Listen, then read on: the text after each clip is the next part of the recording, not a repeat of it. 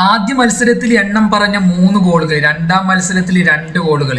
German ഇതിഹാസം ക്ലോസയുടെ 16 goal എന്ന റെക്കോർഡിനെ മറികടന്നുകൊണ്ട് വേൾഡ് കപ്പിലെ ഓൾ ടൈം ടോപ്പ് സ്കോറർ 18 ഗോളുകളാണ് നിലവിൽ മെസ്സിയുടെ പേരിലുള്ളത്. എന്തൊരു മനുഷ്യനാണ് ഇന്നലത്തെ കളിച്ച കളിയൊക്കെ. ആൻഡ് ഇന്നലെ അർജന്റീന വേഴ്സസ് ഓസ്ട്രിയ മത്സരം, ആ ഒരു മത്സരത്തിൽ സത്യം പറഞ്ഞാൽ അർജന്റീന നല്ല രീതിയിൽ ഓസ്ട്രിയയുടെ മുമ്പിൽ വേർത്തിട്ടുണ്ട്. കാരണം ഓസ്ട്രിയ നല്ല രീതിയിലൊക്കെ ഫൈറ്റാണ് അർജന്റീനക്ക് കൊടുത്തത്. നല്ല രീതിയിൽ അവർ ചാൻസസ് ക്രിയേറ്റ് ചെയ്ത് നല്ല രീതിയിൽ അറ്റാക്ക് ചെയ്ത് കളിച്ചു. ആൻഡ് ഫൈനൽ തേർഡിൽ എത്തുമ്പോൾ മാത്രമാണ് അവർക്ക് പിഴച്ചത്. ആ ഒരൊറ്റ കാരണം കൊണ്ടാണ് സ്കോറിനിൽ എങ്ങനെ ആയത്. അല്ലെങ്കിൽ സ്കോറിലൊക്കെ ചെറിയ രീതിയിലെ മാറ്റങ്ങൾ എന്തായാലും വന്നിട്ടുണ്ടാവും.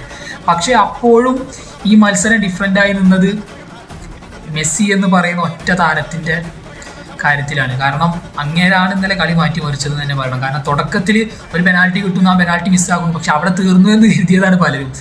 അവിടുന്നാണ് അങ്ങേര് 2 ഗോളടിച്ച് ജയിപ്പിച്ചത്. സൂപ്പർ പെർഫോമൻസ്, ഒന്നും പറയാനില്ല. ആൻഡ് ഇനി ഒരു കളി കൂടി ബാക്കിയുണ്ട്, ജോർദാനെതിരെയാണ്. പക്ഷെ ഓൾറെഡി അർജന്റീന ക്വാളിഫൈഡ് ആണ്, ഇതൊന്നും പറയാനില്ല. എതിരാളികളില്ലാതെ സിമ്പിളായിട്ട് അനായാസം, നമ്മളൊക്കെ പ്രതീക്ഷിച്ച പോലെ തന്നെ അനായാസം വിജയിച്ച് അടുത്ത റൗണ്ടിലേക്ക് കയറിയിട്ടുണ്ട്.